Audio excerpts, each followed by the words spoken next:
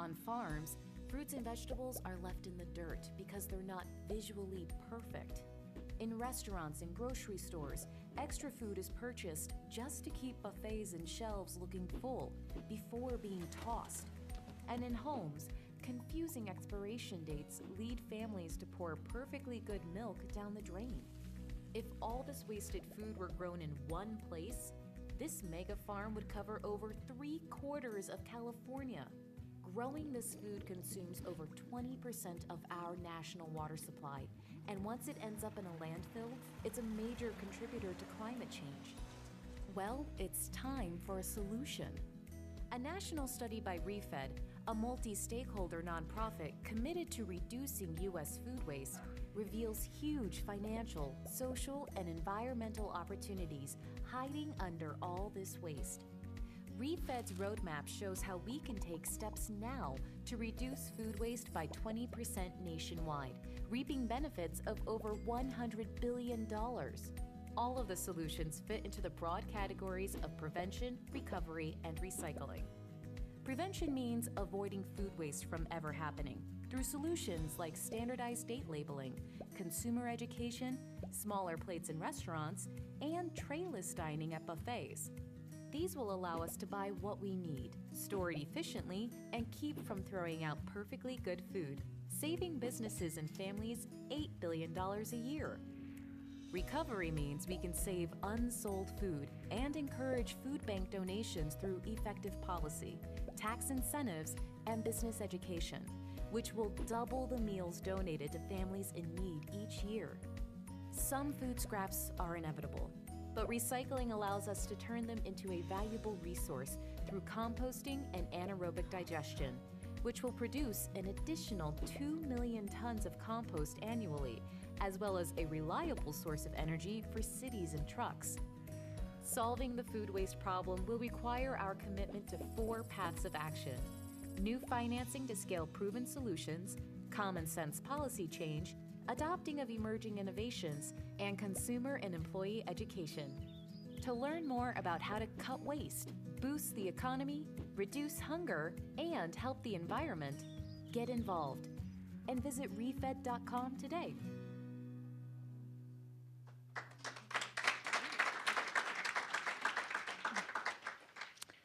Thank you. So my name's Sarah Vared. I am a principal at MissionPoint Partners, which is an impact investment firm, but I have had the pleasure and the honor over the last year and a half of leading ReFED, Rethink Food Waste Through Economics and Data. If I push the right button. So ReFED is a nonprofit collaboration that was formed in 2015 of over 30 businesses, nonprofit, foundation, and government leaders who are committed to reducing food waste in the United States. Now I know that today is, and this workshop in general, is an international workshop. Hopefully some of the comments that I share with you today about the roadmap that we did for the United States will still resonate with you for whatever country you're representing. As we heard from Walter, actually, you know, as the consumption patterns start to change globally, I think many of the lessons learned that we're getting here in the United States can be applied in other places. And as one of the more wasteful countries out there, I think there's a lot that we can learn here, hopefully to help get best practices in place here before consumption patterns shift in other places as well. So the reason that we launched ReFED was that there was a general kind of understanding and awareness of the fact that food waste is a problem. We heard Craig talk about the 2011 report. There have been a number of reports over the last several years that have come out saying how much food we're wasting and how much that costs. But what we found was that there was a lot less of a focus on what the solutions were, and even less of a focus on what was going to be needed to actually scale those solutions. What was the financing that was going to be needed? What were the policy changes that were going to be needed? How could we work together as multi-stakeholders to actually scale these solutions? So we developed a strategic roadmap to guide action in the United States for reducing food waste. We definitely did not do this alone. It was an extremely collaborative process. We worked with many, many stakeholders, some who are here in the room today: WRI, Feeding America, EPA, And one of the reasons that we worked with all of these stakeholders was that we wanted this roadmap to not be an academic report, but rather something that was really rooted in the challenges and the opportunities that people were seeing on the ground. So by working with businesses who are operating in this space, we were actually able to really understand where the challenges were that they were seeing and how they were actually scaling solutions as well. So it was an extremely critical part of the process. So we've already talked both in the video and many other times today about how much food is being wasted. Here in the United States, it's about $218 billion, which is about 1.3% of our GDP. So when we think about just all of the resources that go into growing, producing, transporting our food, and then the fact that we're wasting it, it's a huge drain on our economic viability and sustainability, not to mention all of the environmental resources that it wastes as well. So here in the United States, we waste roughly 63 million tons of food. Roughly 10 million of that is on farm losses, and about 52 million is from the consumer-facing businesses and homes, more considered kind of food waste rather than food loss. While in the United States, only about 10 million of that 63 million tons is on-farm losses, we still feel like that's an extremely important part of the supply chain to be looking at for solutions. And in fact, when we looked at the opportunity for food recovery in particular, we saw that about half of the opportunity for increasing food recovery in this country comes from opportunities related to reducing on-farm losses and increasing distribution of healthy, nutritious food for people who need it. So I think it's important to note that even though about 80% of the waste is at consumer-facing businesses and in consumers' homes, there still is a huge amount of opportunity earlier in the supply chain, given the level of freshness that comes with the food that's at that part of the supply chain.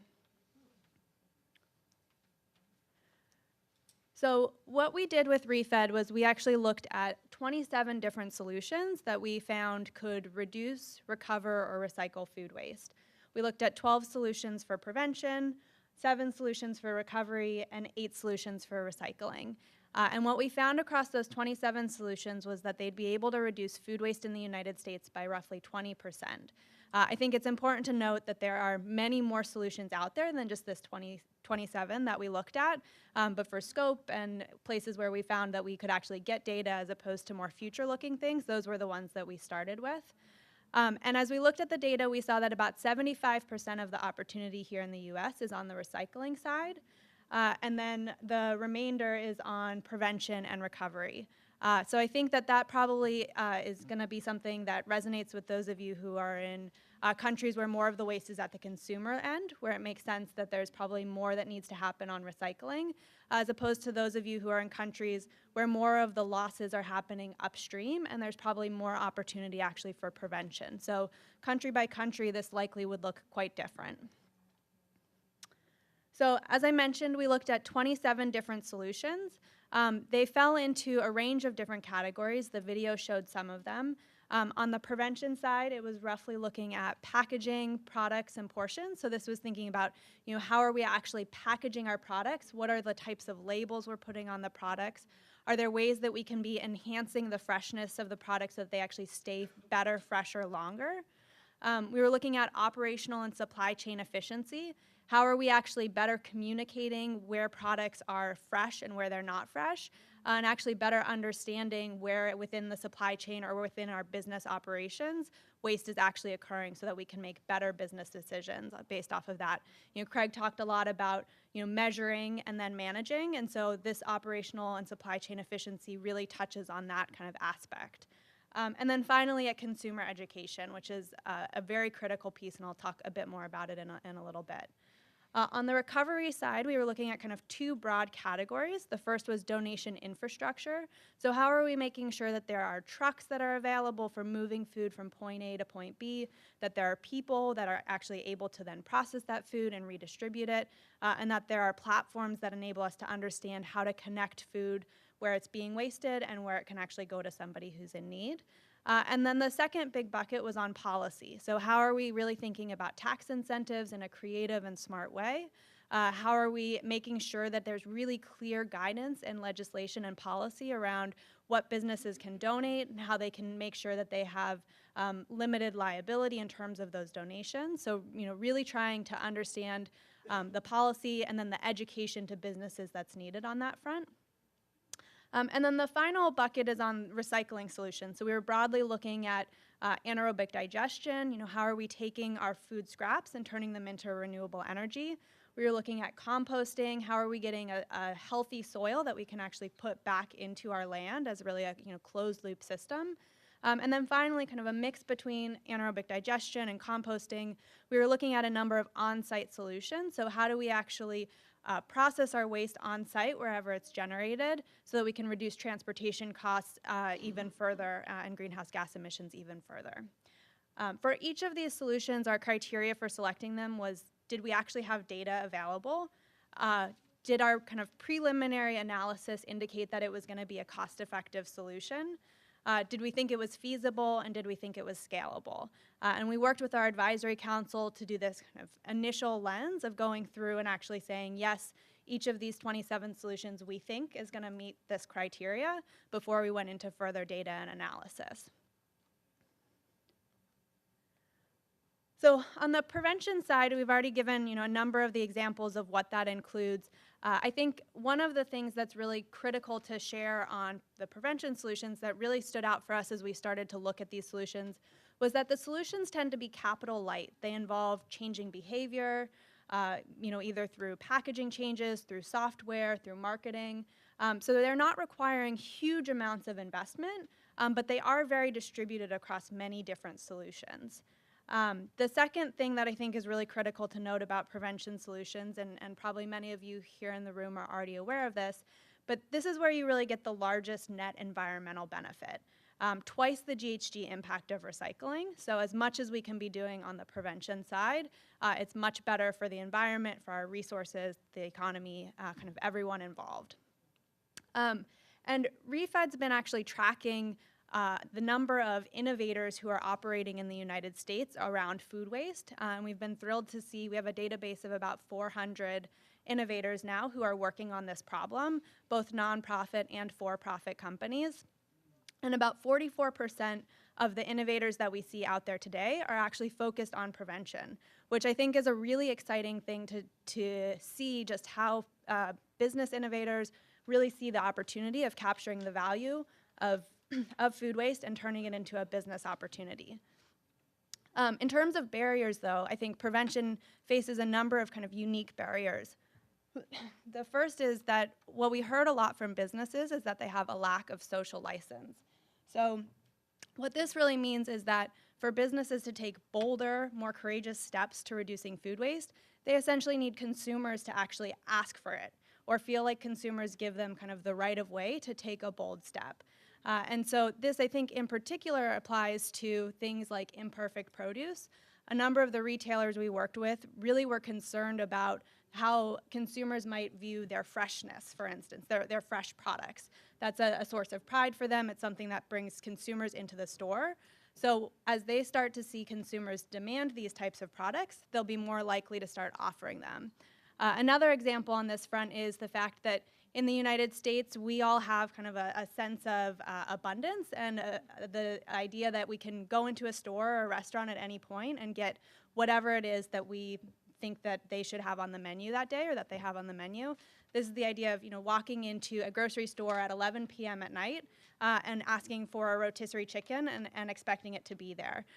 Retailers and restaurants feel like they need to be always stocking and supplying for that consumer coming in right before they close. And as a result of that, there's inherently going to be waste that happens in the system. So this was a comment and a topic that came up over and over again of actually a key barrier and where education comes into play for enabling bolder steps from retailers and restaurants.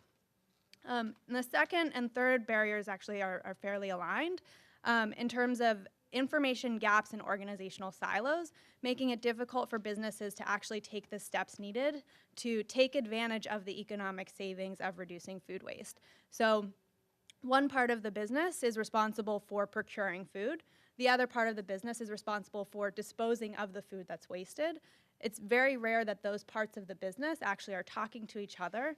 And unless you have, the upper C-suite level really commanding and saying that everyone within the organization must be reducing food waste, it's hard for a business to actually see the opportunities between one another. On the recovery side, as we mentioned through the video, there's really kind of three key things. It's enabling policy, it's education, and then it's also looking at logistics and infrastructure. And then on the recycling side, this is where we found that 3/4 of the roadmap diversion potential came from. And in the United States, there's some hot spots where it's kind of most likely to be economically viable. And then to actually increase recycling, we need to increase landfill disposal costs, efficiency in hauling and collection, and then actually creating more dense routes will reduce costs of collection as well. So how did this all lay out? This is a complicated graph and is going to be fairly hard to see in the back, but the key points that I think I'd like to just quickly make on it is if you look at the left side of the graph, that's primarily where the prevention and the recovery solutions are. These are the most cost-effective solutions. And then if you look on the bottom of the graph towards the left, or towards the right, that's primarily where the recycling solutions are.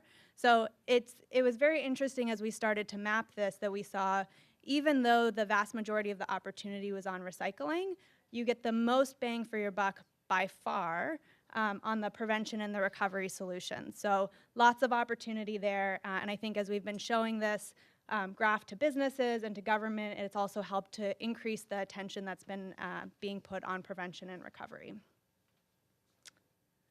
And then on the business profit side in particular, we looked at where was the opportunity for businesses to be making money. And we found that there was roughly $2 billion per year